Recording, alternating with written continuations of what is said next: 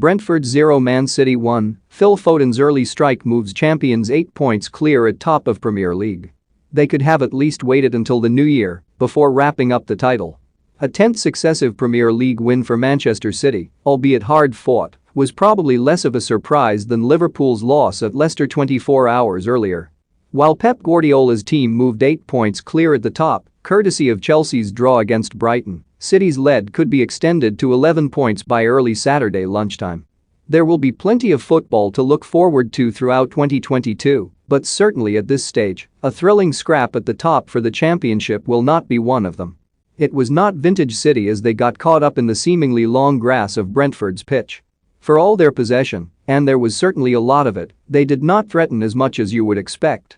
But thanks to a fine first-half goal from Phil Foden, they did enough which, with the games coming thick and fast, will be more than enough for Guardiola. He will now keep his team in London over the next few days before heading to Arsenal on Saturday.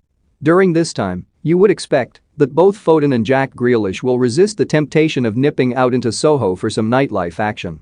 Yet if City are to give their rivals some hope, with Liverpool visiting Chelsea on Sunday, then they must let Mikel Arteta's team keep all 3 points. But you would not bet on it as Guardiola's team are just too good for their rivals. During 2021, they have amassed 110 points from 44 games. To put that into perspective, this is 27 more than Chelsea.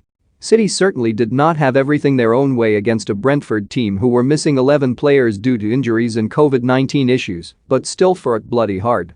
Maybe their groundsman also took Christmas off as the pitch certainly seemed to have a lot of grass which cynics would suggest slowed down City's passing moves. Shandon Baptiste delivered the first shot of the game, which resulted in a City throw, yet Brentford caused a few moments of panic in the visiting defense. Since promotion, Brentford, to their credit, have changed their style and play far more directly. When it works, as Liverpool discovered here in a 3-3 draw, they can be extremely tough to play against. After João Cancelo was caught dithering, Frank Onyeka caused some real panic when he charged into the visiting area but drove a shot straight at Ederson. The City keeper displayed some decent reflexes by preventing a Brentford opener after Ruben Dias directed Yoane Wissa's cross towards his own goal. Cancelo headed an effort of Wissa's off the line, but like true champions, just when they were feeling the heat during an early bombardment, City unleashed their own spectacular ammo. It was all over in a flash. In their first proper attack of the game, City sliced through the home defense when De Bruyne's perfectly weighted, first-time cross was met with a stunning finish from Phil Foden.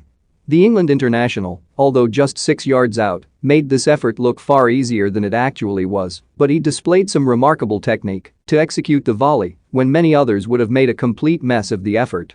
There was a VAR check for offside, and it looked close, but Foden was eventually able to celebrate his 7th goal of what will surely prove to be the best season of his career.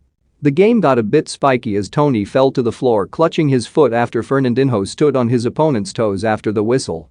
And a minute later, Tony appeared to get lucky as he rushed over to Fernandinho and appeared to sink his studs into the Brazilian's leg. It looked like a red card. But looking at both spats, Tony and Fernandinho were behaving as badly as each other. Despite suffering the odd scare in that first half, City still enjoyed 81% possession and Foden came close to adding a second with a glancing header 60 seconds into the second half. Foden then stuck the ball past Alvaro Fernandez with a powerful header, but was offside. It was another disappointing night for Jack Grealish as a false 9 and as ever, it was De Bruyne at the heart of all of City's menace. The Belgian hammered a shot against the foot of the post, but there was a spell midway inside the second half where Brentford caused City some major discomfort